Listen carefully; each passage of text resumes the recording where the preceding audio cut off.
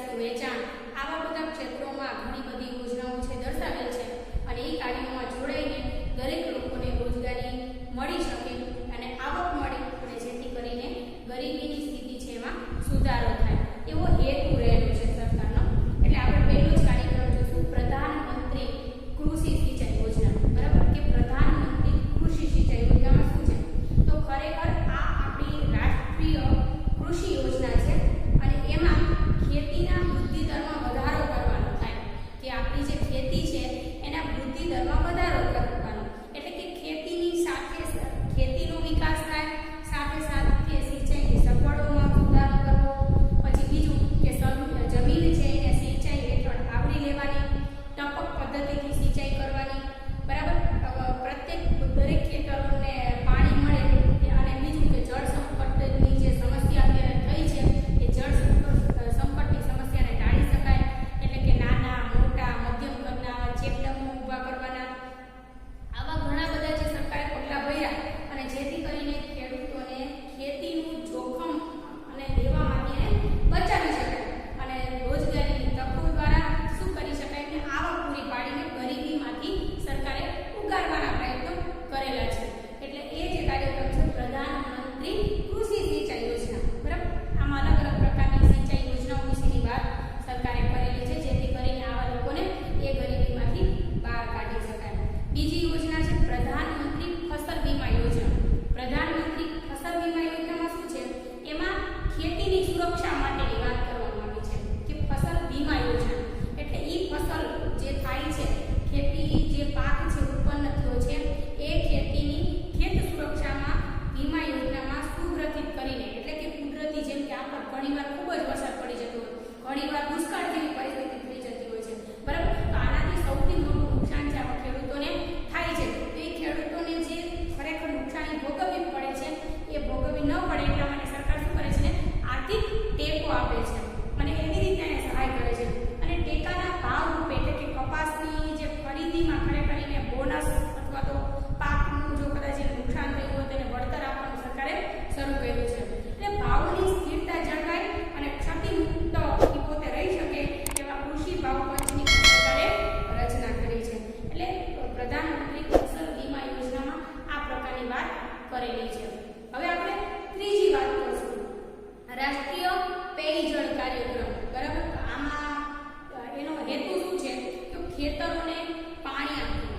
અત્યારે આપણી પાસે જે હયાત કેનાલો છે, બરાબર, એની કદાચ સ્થિતિ ખરાબ થઈ ગઈ હોય, તૂટક થઈ ગઈ હોય તો એને માળખામાં સુધારો કરવો અથવા તો અમુક જમીનો છે ધોવાણમાં આવતી હોય વારંવાર એ જમીનનું ધોવાણ અટકાવવું. બીજું કે અનુસૂચિત જનજાતિના ખેડૂતો છે, બરાબર, તો એને નવી ટ્યુબવેલ, ક્ષાર પ્રવેશ નિયંત્રણ આ બધા કાર્યક્રમો અમલમાં મૂકવે જેથી કરીને તળાવોનું ખોદકામ થાય, વોટરશેડ વિકાસ થાય, ટાંકી નવી નિર્માણ થાય, વરસાદી પાણીનો સંગ્રહ થાય, વનીકરણ કરી શકાય, નહેરની લાઇનિંગ બનાવવું, નવા છોડવાઓ છે, ઝાડવા છે એ લગાડવા, બરાબર, નવા ચેકડેમો ઊભા કરવા, બરાબર.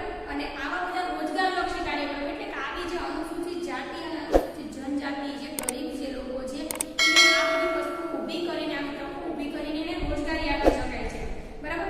એટલે આવી સરકારે યોજનાઓ કાર્યક્રમો અમલમાં મૂક્યા છે. એટલે કે ખેતી ઉપર આધારિત જે ગરીબ કુટુંબો છે એને ગરીબીમાંથી બહાર કાઢવા માટે ઘણી બધી આપણી આર્થિક ટેકા રૂપે સરકારે શું કર્યું છે એને સહાય કરી છે. એટલે આવા રાષ્ટ્રીય પેયજળ કાર્યક્રમમાં આ પ્રકારની વાત કરેલી છે. બીજું, રાજ્ય સરકારે ખેતી ક્ષેત્રે જે લાભકારક યોજનાઓ છે, બરાબર, જેમ કે ખરીફ પાક માટે જે નજીવા વ્યાજના દરે શું કર્યું છે સરકાર એને ધિરાણ પૂરું પાડે છે. બીજું, પશુપાલન માટે, ખાતરના સંગ્રહ માટે આવી બધી ઘણી બધી સુવિધાઓ સરકારે ઊભી કરેલી છે. કેન્દ્ર સરકાર છે તો એની સરકારની સિંચાઈના કાર્યક્રમોમાં પણ રાજ્ય સરકારે નક્કર એવા પગલાઓ લીધા છે જેથી કરીને ખેડૂતોને આવી રીતે એનું સંરક્ષણ આપી શકાય છે.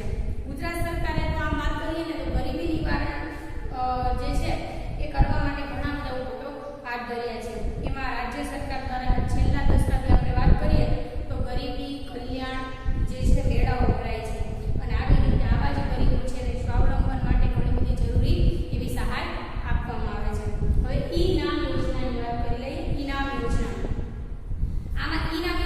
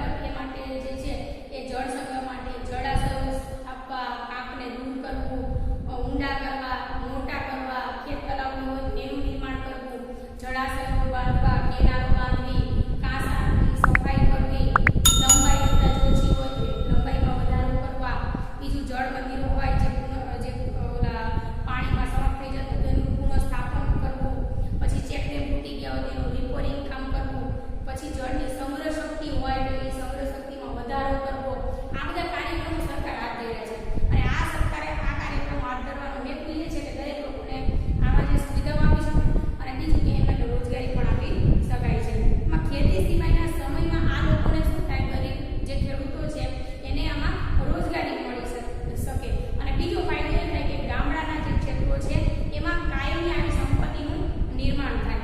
એટલે ખેડૂતો જે દેવામાં ખરેખર છે એને દેવામાંથી ઉગારવા માટે સરકારે આવા પ્રયાસો કરેલા છે. આવી સરકારે સહાય પૂરી પાડી છે અને કેન્દ્ર અને રાજ્ય સરકાર આવા બધા યોજનાઓ છે એ કાર્યક્રમો ઘડેલા છે.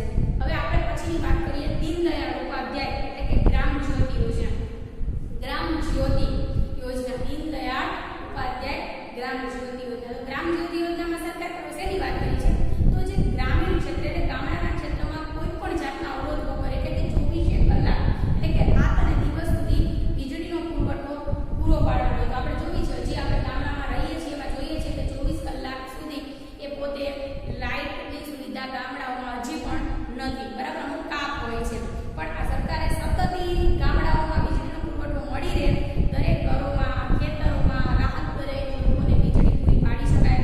દેશભરમાં વીજળીની સુવિધાઓ વિનાના જે ગામડાઓ 18,000 ગામો એવા છે કે જે છે ત્યાં વીજળી પહોંચાડવા માટે સરકારે નવી લાઈનો, નવા સબસ્ટેશનો, કૃષિ ક્ષેત્રે વીજળીના બીજા જે સાધનો છે એની ખરીદીમાં સબસિડી રૂપે સરકાર સહાય પૂરી પાડીને આવા જે ગરીબ ખેડૂતો છે એને આવકમાં ટેકો પૂરો પાડવાનો પ્રયાસ કર્યો છે. એટલે દરેક લોકોને સૌર ઉર્જા દ્વારા વીજળી મેળવવા માટે સોલર ટેકનિક સાધનો માટે સબસિડી પૂરી પાડવાનો જે સરકારનો હેતુ રહ્યો છે કે જેથી કરીને દરેક લોકોના ઘર સુધી એ જે છે વીજળીની સુવિધા પહોંચી શકે છે, બરાબર. હવે એના પછી આપણે વાત કરીએ આદિવાસીઓના સર્વાંગી વિકાસ માટે વનબંધુ કલ્યાણ યોજના હેઠળ સહાય. એટલે આદિવાસીનો દરેક પ્રકારનો વિકાસ થાય એની માટે વનબંધુ કલ્યાણ યોજના હેઠળ સરકારે કેવી સહાય કરી છે તો જે આદિવાસી ખરેખર મહિલાઓ છે એ લોકો મોટા ભાગે આદિવાસી છે તો પશુપાલનની પ્રવૃત્તિ કરતા હોય, બરાબર, અને એની સાથે સાથે સંકળાયેલ ડેરી વિકાસ, આ રોજગારી હેઠળ જે કૃષિ વિષય જેમ કે બાગાયતી ખેતી છે, બરાબર, એના વિકાસ માટે વેલાવાળા પાકો છે એની માટે મંડળ બનાવવું, સહાય પૂરી પાડવી, સજીવ ખેતી, ગ્રેડિંગ, પેકેજિંગ એનું જે છે એ પોતે કામ કરવું, એને તાલીમ આપવી, એનું માર્ગદર્શન પૂરું પાડવું. સમરસ છાત્રાલયો જે છે એમાં સ્માર્ટ આશ્રમ શાળાઓ સરકારે સ્થાપી છે કે જેથી કરીને એમને એ પ્રકારનું એમાં શિક્ષણ મળી શકે અને એ પોતાના જે કાર્ય છે એમાં વધુ સુગ્રથિત રીતે કાર્ય કરી શકે. પછીની આપણે વાત કરીએ સેન્દ્રિય ખેતીને પ્રોત્સાહન. આમાં ખરેખર રજિસ્ટ્રેશનોમાં ફીમાં સહાય, ખેત સામગ્રીની ખરીદીમાં સહાય, ખેડૂતોને તાલીમ અને શિક્ષણની વ્યવસ્થા ઊભી કરવી, ઓછા દરે ધિરાણ આપવું, બીજું બજાર વ્યવસ્થાને ઊભી કરવી, આવા બધા પગલાં ભરવાના સરકારના હેતુ છે અને પર્યાવરણની સાથે સાથે જાળવણી કરવી જેથી કરીને જે ખેતીમાં વધુ ખર્ચો થાય છે, ખર્ચમાં ઘટાડો થાય એવો જે છે એનો હેતુ રહેલો છે, બરાબર, કે ભાઈ જે આ રજિસ્ટ્રેશન કરવાનું થાય, બરાબર, પાક ઉત્પન્ન કર્યું હોય રજિસ્ટ્રેશન કરાવવા તો રજિસ્ટ્રેશનના ફીમાં સહાય કરે સરકાર. બીજી ખેત સામગ્રી હોય તો એની ખરીદી કરવી હોય તો ખરીદીમાં સહાય કરે છે એને લગતા કોઈ પણ સાધન હોય તો. પછી બીજું કે એમને કોઈ માહિતી ન હોય તો તાલીમ આપવા માટે, શિક્ષણ આપવા માટેની સરકારે વ્યવસ્થા કરી છે. ઓછા દરે એને ધિરાણ આપે છે, લોન આપે છે. બીજી એની માટે યોગ્ય બજાર વ્યવસ્થા ઊભી કરી દે છે. આવા પગલાં ભરે છે અને સાથે સાથે પર્યાવરણની પણ જાળવણી થાય, બરાબર. એટલે કે ખેડૂતોને બીજા પોતાના ખર્ચામાં ઘટાડો થાય એવો એનો હેતુ છે. બીજું મુખ્યમંત્રી ગ્રામ સડક યોજનાની વાત આપણે કરી લઈએ તો આમાં શું હોય કે રસ્તાના કામોનું આયોજન કરવાનું સરકારે નક્કી કર્યું કે ભાઈ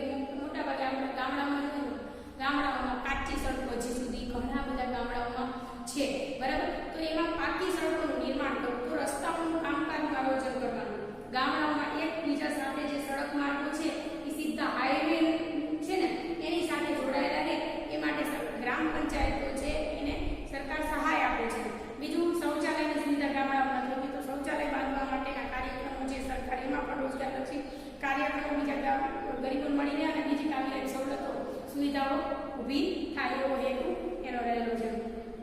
હવે સાતમું છે મા અન્નપૂર્ણા યોજના. મા અન્નપૂર્ણા યોજનામાં શેની વાત કરી છે તો ગુજરાત સરકારે તમામ જે અંત્યોદય કુટુંબ છે બરાબર, એટલે કે ગરીબી રેખાની નીચે જીવતા જે પરિવારો છે, એમાં પછી શહેરી વિસ્તારમાં રહેતા હોય કે ગામડાના વિસ્તારમાં રહેતા હોય, એમને કુટુંબની એટલે એના પરિવાર દીઠ એને પ્રતિ માસે હર મહિને 35 કિલોગ્રામ અનાજ છે એને મફતમાં સરકાર વિતરણ કરે છે, આપે છે. અને ગરીબ વર્ગના મધ્યમ વર્ગના પરિવારો છે એને સસ્તા દરે એટલે કે હર મહિને વ્યક્તિ દીઠ એટલે એક વ્યક્તિ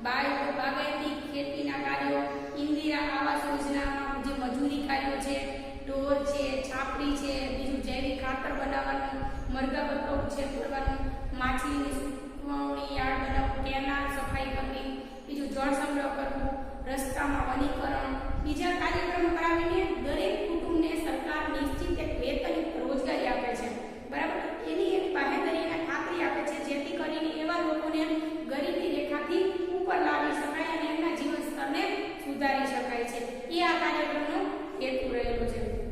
મિશન મંગલમ યોજના 10મું આપણું જે ગરીબી નિવારણના કાર્યક્રમમાં મિશન મંગલમ યોજના છે.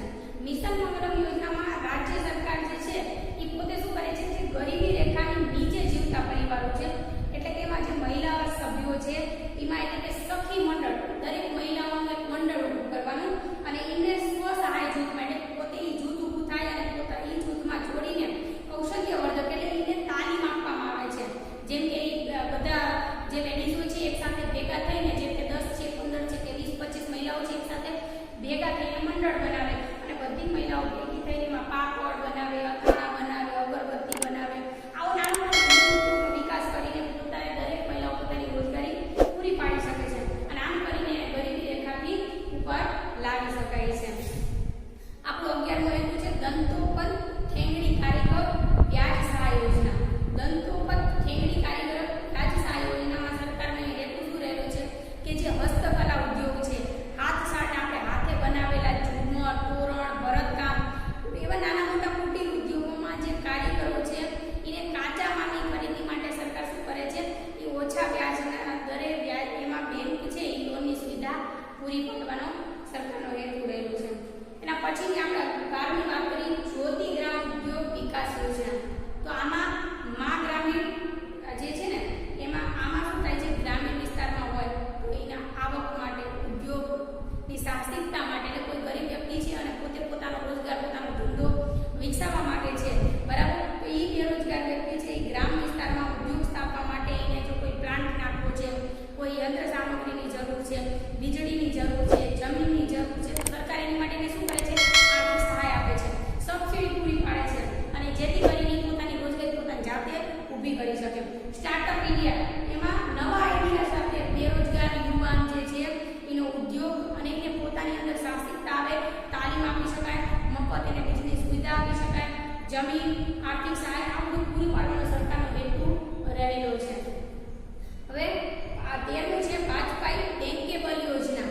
એમાં શું છે કે જે શહેરી વિસ્તારમાં અથવા તો ગ્રામીણ વિસ્તારમાં જે બેરોજગાર વ્યક્તિ છે અને જેની ઉંમર 18 થી 65 વર્ષની છે, બેરોજગાર છે અને ઉંમર 18 થી 65 વર્ષ જેટલી છે, એમાં 4થું ધોરણ પાસ હોય ને એવા જે વ્યક્તિ છે જે તાલીમ આપીને સરકાર શું કરે છે, આવા વ્યક્તિને તાલીમ આપીને ઉદ્યોગ માટે એટલે કે વારસાગત જે કારીગરો છે એને ધંધા માટેનું નિયત રકમનું એને ધિરાણ આપે છે અમુક રકમનું, જે એવો સ્વરોજગારી કાર્યક્રમ એટલે જેથી કરીને એને પોતાનું જે વારસાગત જે ધંધો છે, બિઝનેસ છે એ જળવાઈ રહે, બરાબર. એને હેતુ સરકારનો એવો છે.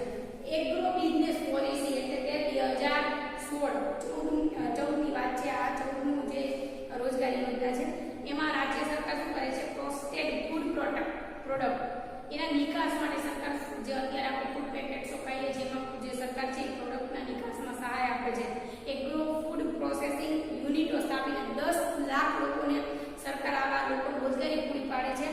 એવું આ યોજનાનો અમલમાં મૂકી છે સરકારે, જે દ્વારા ગરીબીને ઘટાડી શકાય. તો આવા આપણા પાસે 14 જે છે એ ગરીબી નિવારણના સરકારે કાર્યક્રમો મૂક્યા છે. એમાંથી તમારે 14 તો નથી પૂછાતા પણ તમને એમ કે તમને ગરીબી નિવારણના કાર્યક્રમમાં કોઈ પણ 6 સમજાવો અથવા તો કોઈ પણ 4 સમજાવો, બરાબર, અથવા તો આપણાને જે પણ ઈચ્છા થાય એ પ્રમાણે આપણે જે છે એ 4, 6 જે આપણે સમજાવી શકીએ છીએ આપણે લખી શકીએ. અને ઘણીવાર તમને માત્ર ને માત્ર ગરીબી નિવારણના કાર્યક્રમના ખાલી માત્ર નામ આપવાના કે કોઈ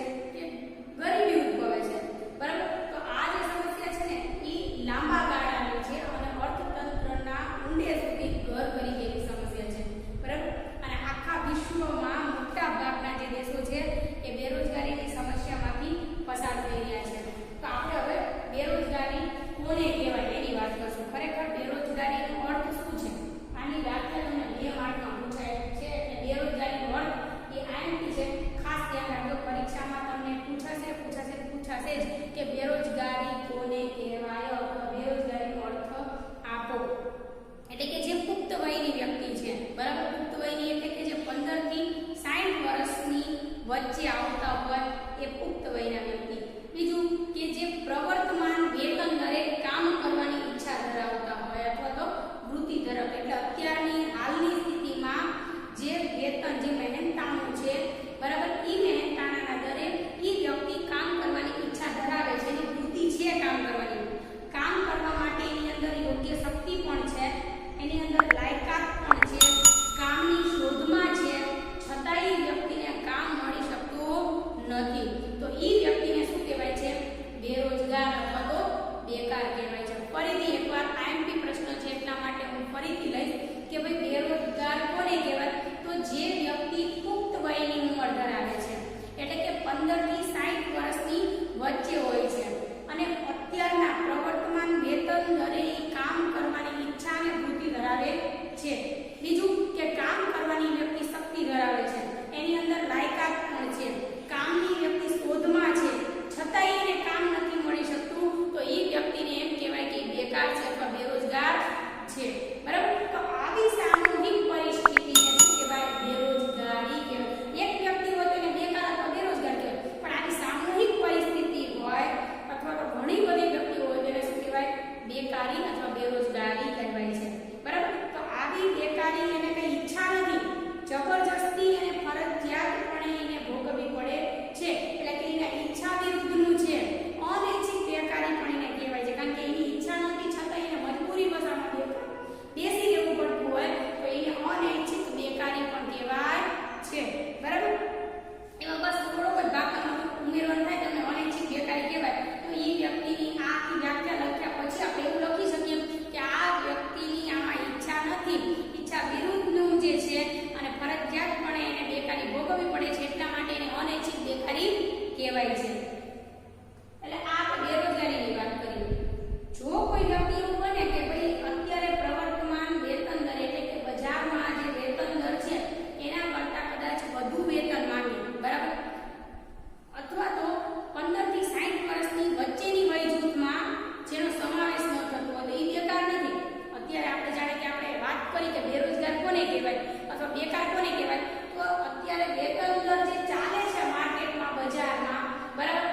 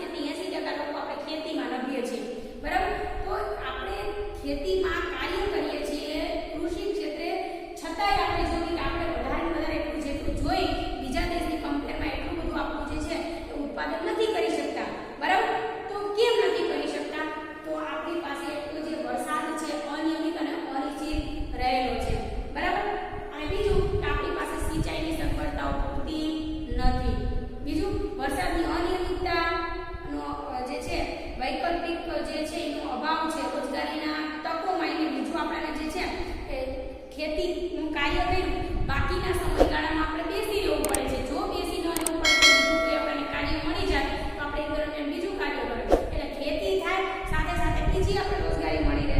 બરાબર? તો આ અમુક બાબતો 3 થી 4 બાબતો એવી છે કે જે આપણને નડે છે અને એના કારણે આપણે શું કરવું પડે છે, ખેતી કરતાની સાથે સાથે પછી પાછળ બીજું કોઈ કાર્ય મળતું નથી એટલે બેસીએ છીએ, બેરોજગાર રહીએ છીએ. બરાબર? તો આને ઋતુગત બેરોજગારી કહેવાય અથવા મોસમી બેરોજગારી છે. બરાબર? મોસમ પ્રમાણે આપણે ખેતી કરીએ, બાકીના સમયગાળામાં મજબૂરીવશ કામ ન મળતા બેસી રહીએ છીએ એટલે એને મોસમી બેરોજગારી અથવા ઋતુગત બેરોજગારી કહેવાય છે. હવે બીજો પ્રકાર છે ઘર્ષણજન્ય બેરોજગારી. તો ઘર્ષણજન્ય બેરોજગારીમાં શું હોય, અત્યારે આપણે જોઈએ કે પહેલાના સમયમાં જે જૂની ટેકનોલોજી, જૂની મશીનરી છે એના સ્થાને અત્યારે નવી ટેકનિકો, નવા આધુનિક યંત્રો જે છે આવી ગયા છે. બરાબર? તો નવી ટેકનોલોજી આવી તો ભાઈ જૂની ટેકનોલોજીમાં જે કામ કરતા વ્યક્તિ હતા, બરાબર, એને નવી ટેકનોલોજી આવે, નવા સાધનો આવે, નવી મશીનરી આવે તો સીધું એને નવા સાધનોમાં કામ કરતા ભાવે નહીં. બરાબર? તો એનો જે માલિક છે એ શું કરે છે, એવા વ્યક્તિ જેને કામ આવડતું નથી એને કાઢી મૂકે છે. બરાબર? અથવા તો એમ કે તમે એ જે કાર્ય છે શીખી જાઓ, તમને આવડી જશે ત્યારે તમને અમે લઈ લેશું. તો એ વ્યક્તિ એ સમય માટે શું કરે છે, બેકાર બની જાય છે. તો એ શ્રમિક બેરોજગારી બને અથવા તો ઘર્ષણજન્ય બેરોજગારી કહેવાય કે ભાઈ જૂની ટેકનોલોજીના સ્થાને નવી ટેકનોલોજી આવતા જે કારીગર છે બેકાર બને એને ઘર્ષણજન્ય બેરોજગારી કહેવાય છે. ત્રીજી બાબત આપણે વાત કરીએ માળખાગત બેરોજગારી. તો આપણું માળખું પછાત છે. આપણે જોઈએ કે આપણે જૂની પુરાણી જે માનસિકતાઓ હજી પણ ધરાવે છે, આપણે નાત જાતમાં હજી પણ માનીએ છીએ. બરાબર? આપણે સમાજમાં હજી પણ માનીએ છીએ. તો આપણું ભારતીય અર્થતંત્ર છે એ પછાત છે. બીજું રૂઢિચુસ્તતા ધરાવીએ છીએ. સામાજિક પછાત પણ હજી આપણે ભોગવીએ છીએ. પરંપરાઓ જે રૂઢિ રિવાજો છે પહેલાના સમયથી આવે છે એ હજી પણ આપણે માનીએ છીએ. હજી એવા રિવાજોને પાળીએ છીએ. હજી આપણી અંદર ઘણા બધામાં આવી માનસિકતા છે કે બહેનોને ન ભણાવવી, છોકરીઓને ભણીને શું કામ, તો આ નિરક્ષરતા આપણે ભોગવીએ છીએ. તો આ માળખાગત સુવિધાઓ છે ને એનો લાભ આપણે નથી લઈ શકતા, અભાવ છે એનો. કારણ કે આ રૂઢિચુસ્તતા જે છે હજી આપણી અંદર ઘર કરી ગઈ છે. આવા કારણોથી આપણે માળખું જ આપણું જૂનું પુરાણું છે, માળખાગત બેરોજગારી આપણે ભોગવીએ છીએ. એના કારણે ઘણીવાર આપણે બેરોજગારી ભોગવવી પડે છે. ચોથી બાબત આપણે પ્રચ્છન્ન બેરોજગારી અથવા છુપી બેરોજગારીની વાત કરશું. તો પ્રચ્છન્ન બેરોજગારી અથવા છુપી બેરોજગારી કોને કહેવાય, તો જો કોઈ કામ ધંધો કે વ્યવસાયની પ્રવૃત્તિમાં જરૂર કરતા વધારે શ્રમિકો રોકાયેલા હોય.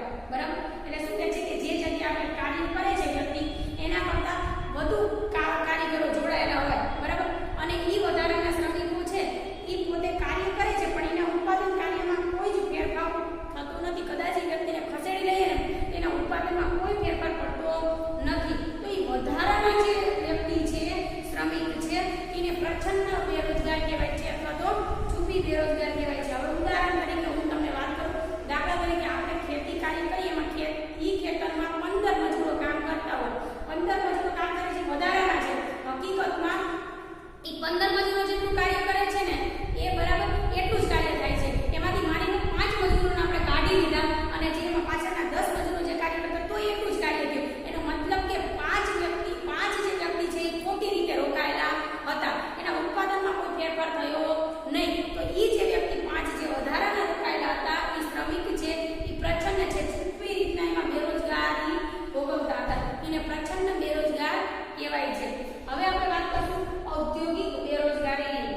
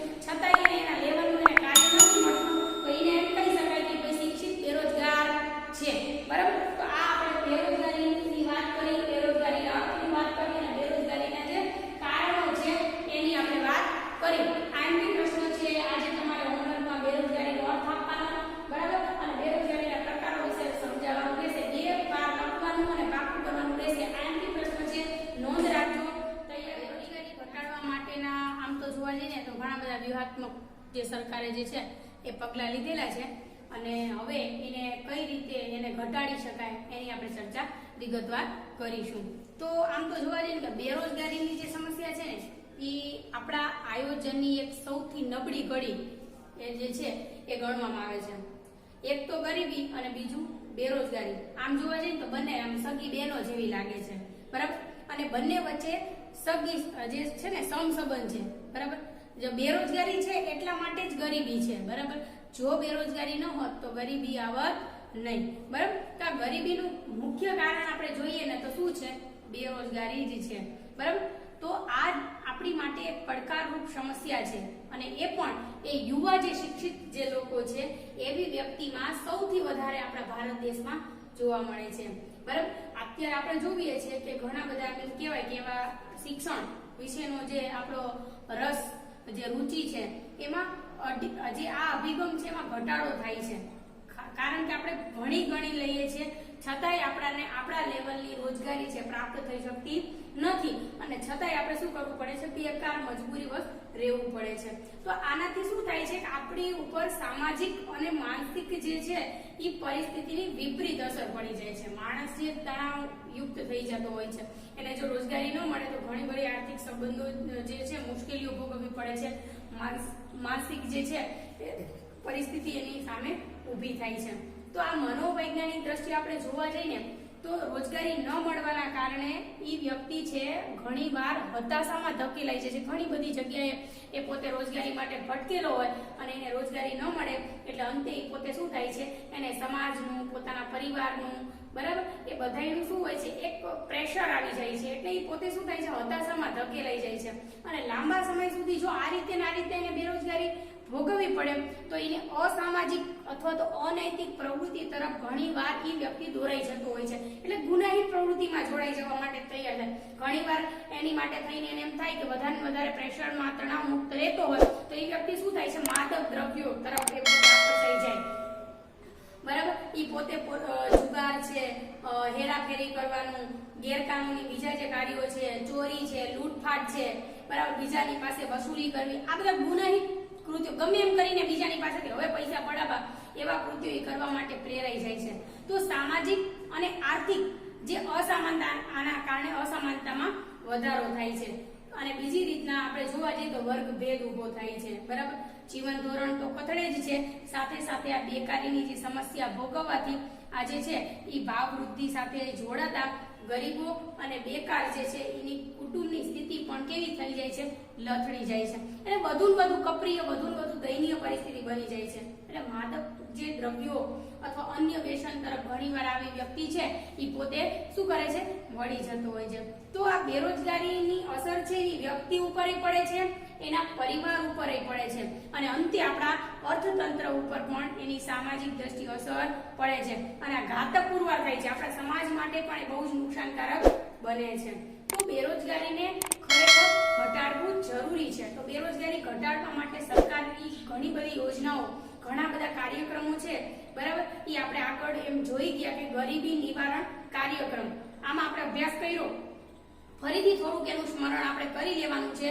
સરકારીના સિવાય લીધેલા કેટલાક અસરકારક જે પગલાઓ છે એની આપણે આ વાત કરશું. તો આપણે જોઈએ કે આપણા ભારત દેશમાં આર્થિક વૃદ્ધિ દરની વાત કરીએ તો આપણો આર્થિક વૃદ્ધિ દર વાર્ષિક 10% જેટલો ઊંચો લક્ષ્યાંક રાખીને સિદ્ધ કરવાનો હતો, બરાબર. આ સર્વગ્રાહી પગલાં છે, બધાની માટે છે. તો એની માટે સરકારે શું કર્યું કે જે જાહેર ક્ષેત્રો છે, ખાનગી ક્ષેત્રો છે, એમાં સરકારે વધુ જેટલું બને એટલું મૂડી રોકાણ કરવાનું નક્કી કર્યું, બરાબર. અને આનાથી શું થશે કે જો ખાનગી ક્ષેત્રોમાં, જાહેર ક્ષેત્રોમાં સરકાર મૂડી રોકાણ કરે તો રોજગારીની તકોમાં વધારો થાય. એટલે આનાથી શું થાય છે? કૃષિની સાથે સાથે, એટલે આપણા અર્થતંત્રમાં કૃષિની સાથે સાથે નાના મોટા ગૃહ ઉદ્યોગો છે, કુટીર ઉદ્યોગો છે, બરાબર, આ બધા વિભાગો છે એ પ્રદેશમાં ઝડપથી એનો વિકાસ થાય, સંતુલિત વિકાસ થાય અને રોજગારી માટેના નવા ક્ષેત્રો ખુલી શકે, બરાબર.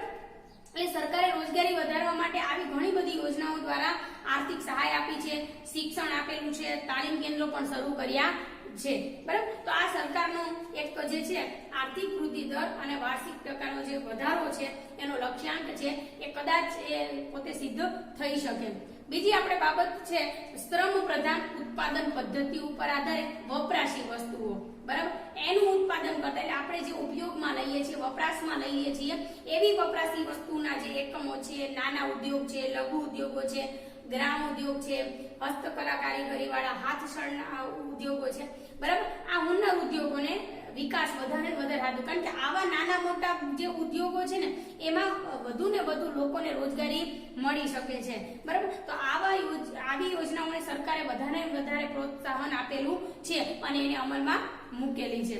ત્રીજી બાબતની આપણે વાત કરીએ તો ગ્રામીણ ક્ષેત્રમાં તો આપણને ખબર છે કે ખેતી સિવાયના સમયમાં બીજી કોઈ રોજગારી મળતી નથી. તો ખેતી સિવાયના સમયની બેરોજગારી માટે શું કરવું જોઈએ? તો ખેતરોમાં એકથી વધુ વખત પાક લઈ શકાય એવી પદ્ધતિ સરકારે એમ કે વિકસાવવી જોઈએ, બરાબર. નવી જમીન ખેડાણ હેઠળ લાવવાની અથવા તો પ્રત્યેક ખેતરને પાણીની સુવિધા, વીજળીની સુવિધા એવી ઉપલબ્ધ કરવાની, નાની મોટી સિંચાઈ યોજનાઓ ઊભી કરવાની, ડેમો છે, ચેક ડેમો છે, જળાશય છે, નહેરો છે, ટ્યુબવેલ છે, બંધ બનાવવા, સડકો બનાવી, બાંધકામની બીજી પ્રવૃત્તિઓ કરવી, બરાબર. ખેતીની સહિતની બીજી પ્રવૃત્તિ, મરઘા બતકા ઉછેર કરવું, મત્સ્ય પશુપાલન, ડેરી ઉદ્યોગ, વનીકરણ, આ બધા જે કાર્યક્રમો છે ને એ સરકારે ગ્રામીણ ક્ષેત્રમાં વિકસાવે. એટલે શું ખેતીની સાથે સાથે આ અધર પ્રવૃત્તિ થઈ શકે અને બીજું કે એટલે એનામાં લોકોને રોજગારી મળી શકાય છે. એટલે સરકારે આમાં વધુ મૂડી રોકાણ કરવા નક્કી કર્યું. એ મુજબ સરકારે રોજગાર લક્ષી આયોજન થવું જોઈએ. ચોથી બાબત, બેરોજગારી ઘટાડવા માટે સરકારે શું કર્યું કે તો ગ્રામીણ ક્ષેત્રમાં જે રોજગારીની તકો વધુ વિસ્તારવાની વાત નક્કી કરી. ત્યાં જ પૂરતી આવક, જો લોકોને રોજગારીને આવક મળી રહેશે ને તો લોકો શું કરશે? શહેરો તરફ આકર્ષાશે નહીં, શહેરો તરફ ભાગશે નહીં. શહેરો તરફ કેમ જાય છે બધા? કારણ કે સુખ સુવિધાઓ, નોકરી ધંધા માટે લોકો શહેરો તરફ જાય છે, બરાબર. તો એનું સ્થળાંતર ઘટાડી શકાય. જો લોકોને રોજગારી એના ઘરે જ મળી રહે, એના ગામમાં મળી રહે, એની આવક એને મળી રહે તો એને બીજે જગ્યાએ જવું પડે નહીં. તો રોજગારીના માંગ ઉપર જે દબાણ શહેરોમાં આવી જાય છે એ ઘટાડી શકાય. બીજું, કૃષિ ક્ષેત્રે આપણે વાત કરીશું. કૃષિ ક્ષેત્રે બાગાયતી ખેતી, સેન્દ્રિય ખાતર આધારિત ખેતી, સૂકી ખેતી, ઘણા બધા બહુલક્ષી પાક પદ્ધતિ, શાકભાજી, ફળોની ખેતી, વધારે એના ઉપર જોક આપીને પ્રોત્સાહન આપવું. એટલે ગ્રામીણ ક્ષેત્રમાં જે શિક્ષણની ગુણવત્તામાં સુધારો કરવો, એનું પ્રમાણ વધે તો એના ઉપર પણ વધારે સરકારે ધ્યાન આપેલું છે. પછી બેરોજગારી ઘટાડવા માટે ગ્રામીણ ક્ષેત્રમાં માનવ વિકાસને ટકાવી રાખવા માટે સરકારે શું કર્યું? એક તો ગામડાઓમાં જુઓ તો આરોગ્યને લગતા, શિક્ષણને લગતા, ચોખ્ખું પીવાનું પાણી, પૌષ્ટિક આહાર, વીજળીની, રસ્તાઓની, બેન્કિંગની, ઇન્ટરનેટની, સંદેશા વ્યવહારની, મોજ શોખની, આ બધી સવલતોમાં સરકારે શું કર્યું? વધારો કરવા નક્કી કર્યું. બીજું, જળ સંચયની જે પ્રવૃત્તિઓ છે, બીજું સાર્વજનિક જે સ્થાયી મિલકતો છે એનું નિર્માણ કરવાનું, સ્થાનિક ઉદ્યોગોનો વિકાસ કરવાનું, આવી પ્રોત્સાહન એને સરકારે આપ્યું જેથી કરીને રોજગારી મૂલક જે કાર્યક્રમો છે એને અપનાવી શકાય, સાથે ગામડાના લોકોના જીવનમાં ગુણાત્મક ફેરફાર થાય, પરિણાત્મક સુધારો થાય એવો સરકારનો હેતુ રહેલો છે. પછીની આપણે બાબતની વાત કરીએ તો શિક્ષિત બેરોજગાર અને યુવા બેરોજગારમાં ઘટાડો કરવા માટેની છે, બરાબર. તો જે શિક્ષિત બેરોજગાર છે, યુવા બેરોજગારો છે, એમાં શું કરવું જોઈએ? એ કેમ બેરોજગાર છે? તો એની અંદર કૌશલ્યનો અભાવ છે. તો એ કૌશલ્યનો વિકાસ કરવાનો. શિક્ષણ તો આપવામાં આવે છે પણ શિક્ષણ છે એને અનુરૂપ એને રોજગારી પૂરી પાડવાનું. એટલે કુશળ એવા કારીગરો પેદા થાય એના માટે સરકારે શું કર્યું? વ્યવસાય લક્ષી એવી તકનીકી શિક્ષણ આપવાનું નક્કી કર્યું. એવી નીતિ એટલે કે શાળા અને કોલેજો છે તો એનો જે અભ્યાસક્રમ છે એમાં જે સ્થાનિક ઉદ્યોગોની અત્યારે ખરેખર જરૂરિયાત શું છે એ જરૂરિયાતને સંતોષી શકે એવી રીતના રાખવા. પછી યુવા જે રોજગારો છે એને શિક્ષણ આપવાનું, એને તાલીમ આપવાનું અને એની અંદર જે વિશિષ્ટ આવા જે કૌશલ્યો છે એનો વધારો કરવાનો. પછી ઉત્પાદકતાની સાથે એની ગુણવત્તામાં પણ વધારો કરવાનો છે. એની રોજગારી વધે, એમાં વધુ આવક મળે અને એનું જીવન સ્તર સારી રીતે ઊંચું આવી શકે એવા પ્રયત્નો થવા જોઈએ. તો આનાથી શું થશે કે એવા જે વ્યક્તિ છે, એવા જે લોકો છે એને સતત કામ મળી રહેશે, એને આશ્વાસન આપવાનું, જેથી કરીને કામની નવી પરિસ્થિતિ મુજબ નવી જાણકારી એની અંદર આવશે અને પોતે એ કાર્ય કરવા માટે સક્ષમ બની શકશે. એટલે વૈશ્વિક દેશોની જે શ્રમ શક્તિ છે ને એની આપણે કમ્પેર કરીએ, એની તુલનામાં વૈશ્વિક સ્તરે આપણા જે ભારતીય યુવાનો છે એ સમકક્ષ એના ઉભો રહી શકે. આવી સ્થિતિ સર્જવાનો સરકારનો જે પ્રયત્ન છે એ રહેલો છે. પછી આપણે વાત કરીએ ભારત સરકારના શ્રમ મંત્રાલયની અને રાજ્ય સરકારે જે યુવા રોજગાર છે એને ઔદ્યોગિક વિકાસની સાથે સાથે એમને એની અંદર જ્ઞાન, એને સમજણ, ઉત્સાહ અને કાર્યક્ષમતા વધારવાનો રહેલો છે. એટલે એને તાલીમની સાથે સાથે પ્રશિક્ષણ આપવાના, એની અંદર કૌશલ્યનો વિકાસ કરવાના. આવા માટે સરકાર શું કર્યું છે, મેક ઇન ઇન્ડિયા અને સ્કિલ ઇન્ડિયા, ડિજિટલ ઇન્ડિયા આવા મહત્વકાંક્ષી યોજનાઓ ચલાવેલી છે, એને અમલમાં મૂકેલી છે. ટેકનિકલ અમુક સંસ્થાઓ છે, કોલેજ છે, યુનિવર્સિટી છે, એની સ્થાપનાઓ કરેલી છે. દેશભરમાં જે છે ને વ્યાવસાયિક અભ્યાસક્રમો સરકારે અદ્યતન ટેકનોલોજીને અનુરૂપ આવી શિક્ષણની સુવિધાઓ ઉપલબ્ધ કરેલી છે. શાળા કોલેજોની અદ્યતન અભ્યાસક્રમો છે એમાં સુધારો કર્યો. વ્યવસાયિક એના ટેકનિક શિક્ષણ દ્વારા રોજગારીની માંગ અનુસાર એને વ્યક્તિને સક્ષમ બનાવવાના પ્રયત્નો કરેલા છે. બરાબર, અદ્યતન અભ્યાસક્રમો, વ્યવસાયિક ટેકનિકલ શિક્ષણ દ્વારા રોજગારીની માંગને અનુરૂપ સક્ષમ બનાવવાના પ્રયત્નો કર્યા. હાલમાં અત્યારે આપણે વાત કરીએ તો જે દરેક રાજ્યમાં જે તમે જુઓ તો આઈટીઆઈ જે છે, આઈઆઈએમ છે, આવી ઉચ્ચ સંસ્થાઓ છે એ સ્થાપવામાં આવી રહેલી છે. પછીની આપણે વાત કરીએ તો શ્રમ શક્તિના આયોજન ઉપર. તો શ્રમ શક્તિના આયોજનના ક્ષેત્રે સરકારે છે ને રોજગારીના ક્ષેત્રે નવા ઘણા બધા ક્ષેત્રો ખોલેલા છે. બરાબર, જેમ કે computer technology, information technology, pharma ક્ષેત્ર, બિઝનેસ મેનેજમેન્ટ, ધંધાકીય વ્યવસ્થાપન, packing, processing, outsourcing, marketing, event management, office management, hotel management, share stock marketing, આ ઘણા બધા આ રોજગારીના નવા ક્ષેત્રો છે. બરાબર, એ વિપુલ તકો રહેલી છે. આ બધા ક્ષેત્રો છે એને અનુરૂપ સ્થાનિક જરૂરિયાતને પૂરક આવા નવા અભ્યાસક્રમો જે છે યુનિવર્સિટીમાં દાખલ કરવામાં આવ્યા છે. આને અનુરૂપ જ જે છે શિક્ષણ આપવામાં આવે છે, પ્રશિક્ષણ આપવામાં આવે, તાલીમ સંસ્થાઓના પાઠ્યક્રમો છે એ પણ બદલવામાં આવે છે.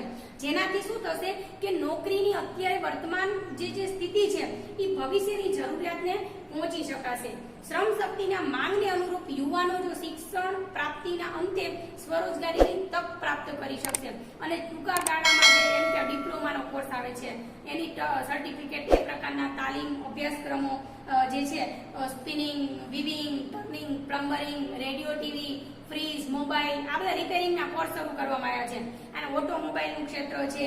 બરાબર, આ બધી ક્રાંતિ કહેવાય છે. એના અનુરૂપ electronics, computer science, genetic science, બરાબર, એરોસ્પેસ, રોબોટ, બરાબર, આ બધા જે છે એ કોર્સની તાલીમ આપીને કુશળ કારીગરો તૈયાર કરવાના છે.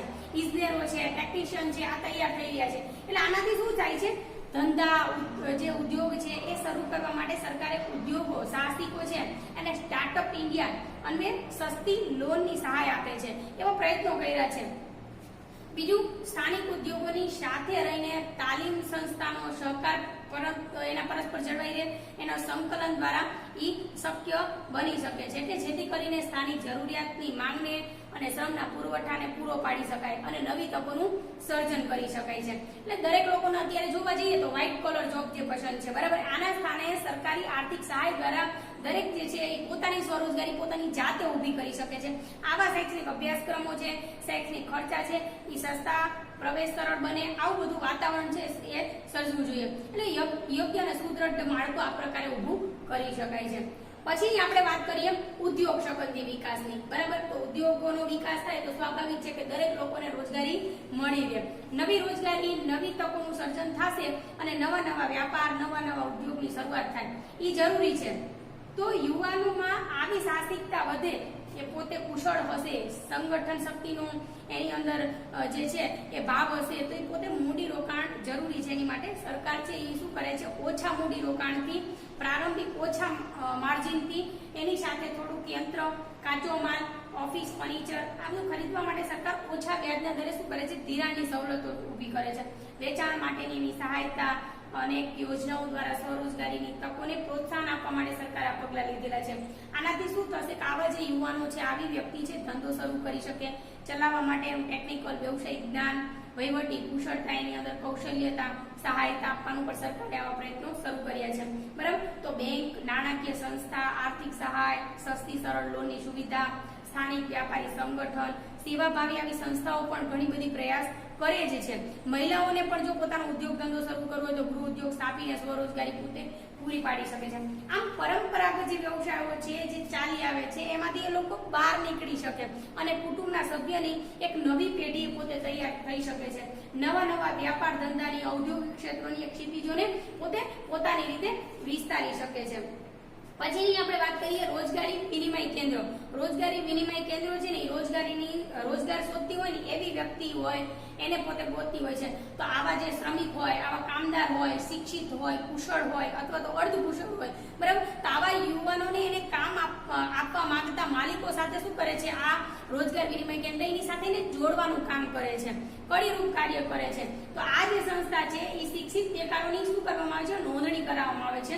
એ રોજગાર વિનિમય કેન્દ્રમાં શું કરવાનું હોય, નોંધણી કરાવવા જવાની હોય. તો એ બેકારોની નોંધણી કરે, કામની જગ્યા, એનો પ્રકાર, એનો વિશેષ એને માહિતી આપે કે તમને નોકરી ધંધો તમારા લાયકાત મુજબ અમે અપાવશું, બરાબર. કારકિર્દી પસંદગીમાં પણ એ માર્ગદર્શન આપે છે. આ જે કેન્દ્રો છે ને એ રોજગાર, કારકિર્દી, મેગેઝિન, સામાયિક આ બધામાં શું કરે, રોજગારીની પૂરતી માહિતી પૂરી પાડે છે. મોડેલ કેરિયર સેન્ટર, આના દ્વારા હેલ્પલાઇન નંબર પણ આપેલો છે, તમારા પાઠ્યપુસ્તકમાં હશે, તમે જોજો. 1804251514 આ જે છે ને એક હેલ્પલાઇન નંબર છે. એના દ્વારા લોકોને શું કરવામાં આવે છે, એના વિશેની જરૂરી માહિતી પૂરી પાડવામાં આવે છે. સ્કિલ પ્રોગ્રામ વિશે, રોજગાર મેળા યોજવા વિશે, મફત સેવા એપ, આ બધી ડિસેમ્બર 2015 સુધીમાં એમ કહેવાય 947 જેટલા રોજગાર વિનિમય કેન્દ્રો એ વખતે હતા. અત્યારે ડિસેમ્બર 2013માં 468.23 લાખ બેરોજગાર જે છે એ દેશમાં, ગુજરાતમાં 8.30 લાખ જેટલા બેરોજગાર જે છે એમાં નોંધણીમાં જોવા મળ્યા હતા. તો આ રીતના શું કરવામાં આવે છે, બેરોજગારીને ઘટાડવા માટેના પ્રયત્નો કરવામાં આવેલા છે. આપણે આજે 10 મુદ્દાની બેરોજગારી ઘટાડવા માટેની વાત કરી. આ પ્રશ્નોમાં તમારે જે છે એમાં તમને કોઈ એવી બાબત છે કે કદાચ ન સમજાતી હોય તો